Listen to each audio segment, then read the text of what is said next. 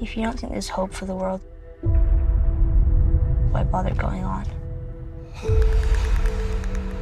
Does the zombie fungus of the series The Last of Us also involve humans? The scariest series and movies are those based on real issues: psychotic serial killers, nighttime home invasions, and artificial intelligence robots. So zombie-centric apocalyptic productions generally don't seem that scary. But the new HBO series can be scary because it proves that there are realistic and non-fantasy zombies. The plot of The Last of Us, based on the popular video game of the same name, isn't much different from your typical post-apocalyptic horror story. Cities in the United States are being destroyed, rabies is rampant, and a brave man must protect a young girl during a journey. However, the zombies in this series are different from other zombies. They are inspired by reality, more precisely from nature, from real zombies that live on Earth. When I say it. You got any advice on the best way west? Yeah, go. In this series, what turns people into mindless machines is not a virus but a fungus called cordyceps. This fungus dominates their mind and body and causes them to transmit the fungus to uninfected people. But is this mushroom real? Yes, in tropical, subtropical and even temperate forests around the world, there are many species of fungi from the genus Cordyceps and Ophiocordyceps that infect insects such as ants and other invertebrates and essentially turn them into zombies. These fungi take over the host's mind and body, forcing him to spread the spores among his fellows. These mushrooms became famous in 2006 through the series Planet Earth. The documentary makers filmed Ophiocordyceps parasitizing a bullet ant. In the aforementioned scene, the fungus forces the ant to climb a branch before killing it and a spore-producing fungus sprouting from its head. This scene inspires the creator of the game, Neil Druckmann. Be careful who you put your faith in. So such a fungus really exists and can turn insects into zombies. Very good. But is this fungus a threat to us, or does it only affect innocent ants? The comforting fact is that people have been eating cordyceps for centuries without going mad. Cordyceps is a traditional Chinese medicine used to treat kidney disease and other ailments. Even health brands are promoting it now. But to put your mind at ease, I contacted Hersa de Becker, a mycologist who studies Ophiocordyceps. De Becker is a professor of biology at Utrecht University in the Netherlands.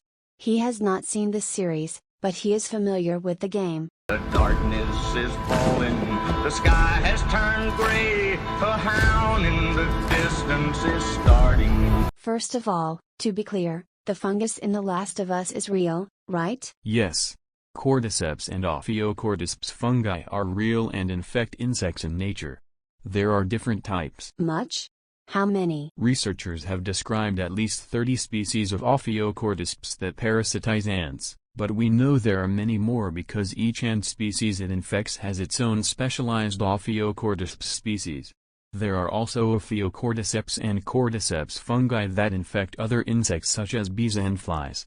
We also see that these are not exclusive to insects, but also involve arthropods such as spiders. Plus there's a whole group of fungi from the order Entomopterales that do manipulations too, and these species look nothing like Ophiocordyceps. The ability to manipulate loads has evolved in the realm of fungi. The biodiversity of these fungi is probably huge, we just haven't discovered them all yet. This is your chance. Hold that shot. How do these fungi manipulate their host in nature? We see in ants in particular that when they go out foraging, they ingest spores, which are a type of mushroom seed. The spores infect the ant, and in this way, fungal cells start to grow inside the ant. At first, this ant may behave normally. But over time, he no longer participates in the search of the colony and stops communicating well with his nestmates. And then this ant becomes hyperactive and no longer follows the daily rhythms of ants. For example, most carpenter ants feed at night, but an infected ant is almost always active. Eventually, the infected ant moves away from the colony to find a spot in the forest where it can climb up and bite on a branch. This is where the fungus quickly begins to devour the ant from the inside, killing its host. The fungus uses this energy to germinate. A fungus sprouts from the ant's head that contains spores that become airborne and infect more ants. By climbing the branch and getting high above the forest floor, the ant essentially helps the fungus spread its spores. The specific location it chooses to climb may actually promote the growth of the fungus. This whole process can take days, weeks, or even months. What you often see in zombie movies or The Last of Us happens much faster. But in nature, not everything happens at once. You know what's out there.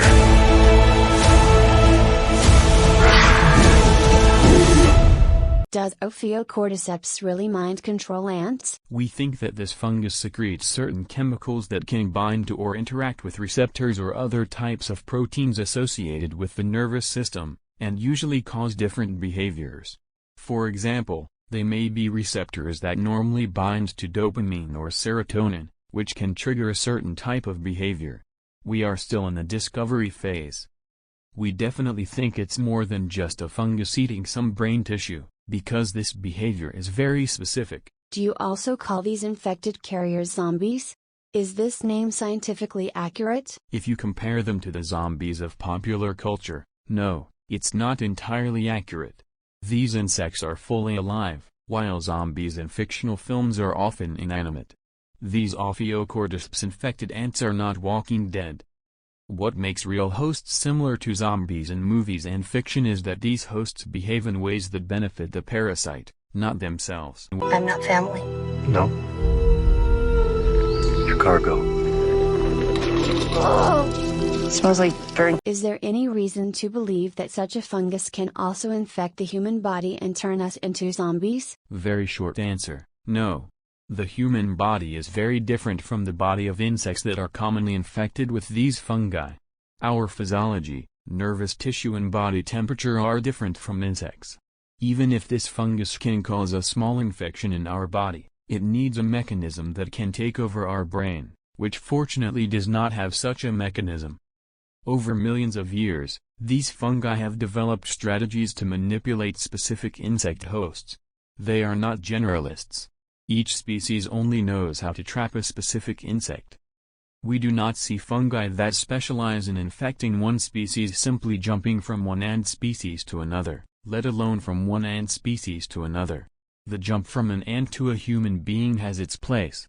In the series, an epidemiologist claims that climate change could make harmful fungi resistant to warmer temperatures. As a result, they can more easily turn to warm-hearted people. Is this not something to worry about? In fact, this is a real problem that medical mycologists are concerned about, albeit with harmful fungi such as Candida auris and not cordyceps. Although this is not my area of expertise. Most yeast infections are skin infections or, for example, if you have an immunodeficiency disease, some spores that are usually harmless can lodge in your lungs and cause problems. But most fungi do not grow at our body temperature. Most of them prefer lower temperatures. Some experiments suggest that as the world warms, fungi may be able to adapt to higher temperatures. It can be imagined that if the desired temperature of fungi approaches the temperature of our body, fungal infections will also become a problem.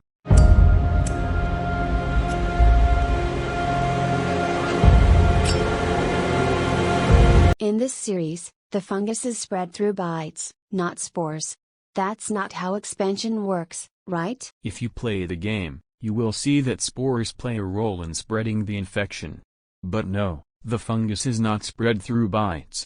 As a rule, throughout the kingdom of fungi, transmission from one place to another or from one host to another is carried out by spores. I am a big fan of mushrooms. They break down plants, some of them are psychoactive, and of course they are delicious. Isn't it unfair that cordyceps is the villain of the show? It's great that mushrooms are finally becoming popular. I hope this series sparks an interest in mushrooms in general because they are incredibly fascinating creatures.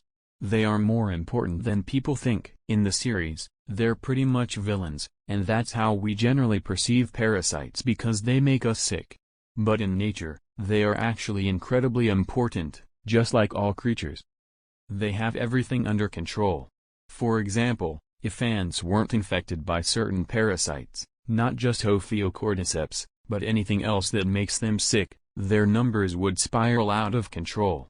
Overpopulation of certain species may occur. Removing a parasite like this fungus can be equivalent to removing a predator from an ecosystem and thus lead to a decrease in biodiversity. How common are fungi in general? I don't want to scare you, but there are a lot of spores in every breath you take. Most of them aren't dangerous to us. Most of the spores you're breathing right now are either harmless or fungi that don't know how to interact with our bodies, so you won't even notice them. But yes, they are everywhere. We finished what we started.